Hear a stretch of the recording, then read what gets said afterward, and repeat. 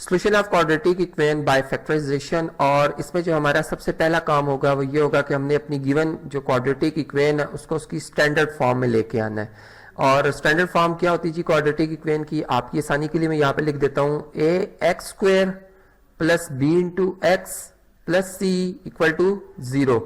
और अब हम इस इक्वेशन को जी सिंप्लीफाई करते हैं इस तरीके से कि 3 एज इट इज, और इन दोनों जो हमारे पास ये एक्सप्रेशंस आ रहे हैं अगर इनको मल्टीप्लाई किया जाए तो ये बन जाएगा जी एक्स स्क्वेयर, इसी तरह -7x आएगा, -5x आएगा और +35 आ जाएगा। इक्वल टू का सिंबल है जी इसके बाद, और 4x और प्लस 4 3 12 आ जाएगा। इस तरीके से इसको अगर हम फर्दर सिंप्लीफाई करें तो ये हमारे पास बनता है जी 3 into x square -12x plus 35 और इक्वल टू जी यहाँ पर जिस तरह से मैंने आपको बताया 4x प्लस 12 आ रहा है। अब 3 को भी मल्टीप्लाई करेंगे जी ब्रैकेट में, ये बन जाएगा 3x स्क्वेयर -12 3 36x प्लस 35 को 3 से मल्टीप्लाई करें जी 105 बनता है।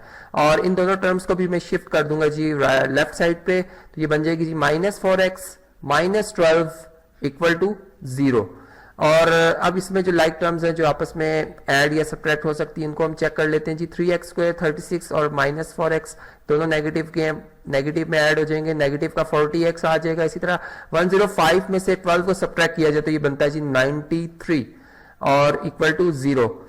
ये तो जी हमने देखा कि हमने अपनी जो गिवन क्वाड्रेटिक इक्वेशन थी उसको हमने इसकी स्टैंडर्ड फॉर्म में तब्दील कर लिया। अब फैक्टराइजेशन के जरिए चूंकि हमने इसका सोल्यूशन फाइंड आउट करना है तो फैक्टराइजेशन में जैसा मिड टर्म ब्रेक की जाती है, अब हम इसको देखते हैं कि हमारे पास जो फर्स्ट और लास्ट टर्म है इनका प्रोडक्ट क्या बनता है। रफ वर्क कर लेते हैं जी। 3x स्क्वायर को अगर हम 93 से मल्टीप्लाई करते हैं तो ये हमारे पास जो जवाब बनता है ये 279x स्क्वायर बनता है। और अगर हम इसके डिवाइजर्स देखते हैं, डी फॉर डिवाइजर्स की बात मैं कर रहा हूं, तो इसमें 31 और 9 ये ऐसे दो हमारे पास इसके डिवाइजर हैं कि अगर इन दोनों को मल्टीप्लाई किया जाए तो 279 बनता है और ऐड करने से 40 बनता है।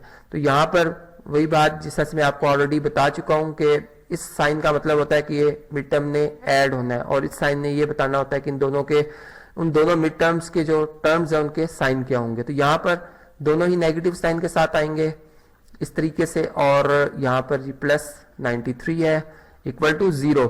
अब इनको थोड़ा सा अरेंज करके लिखते हैं जी इस तरीके से कि 3x स्क्वायर -9x -31x, ये 31 को जरा बेहतर बनाते हैं यहाँ से, 31x प्लस 93 इक्वल टू 0।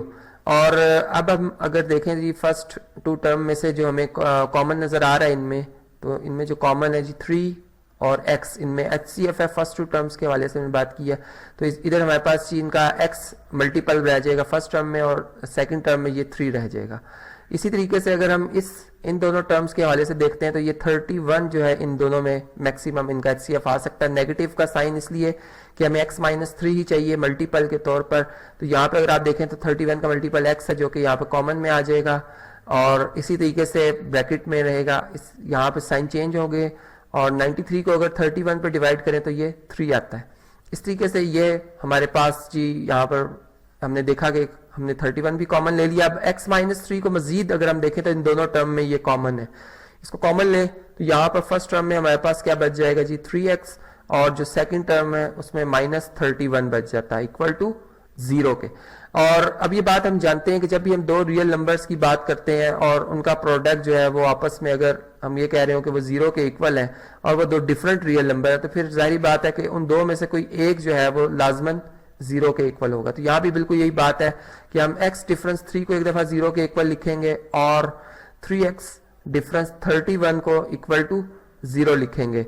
और अब हम अगर इसको सिंप्लीफाई करते हैं तो यहाँ से हमें x की जो वैल्यू मिलती है जिससे ये इक्वेशन 0 हो जाती है, इसको 0 ऑफ द इक्वेशन भी कहा जाता है। बेसिकली x जो 3 इक्वल लिखने से इक्वेशन 0 हो जाती है, इसको फैक्टर भी कहा, इसको रूट भी कहा जाता है और इसको 0 ऑफ द इक्वेशन भी कहा जाता है।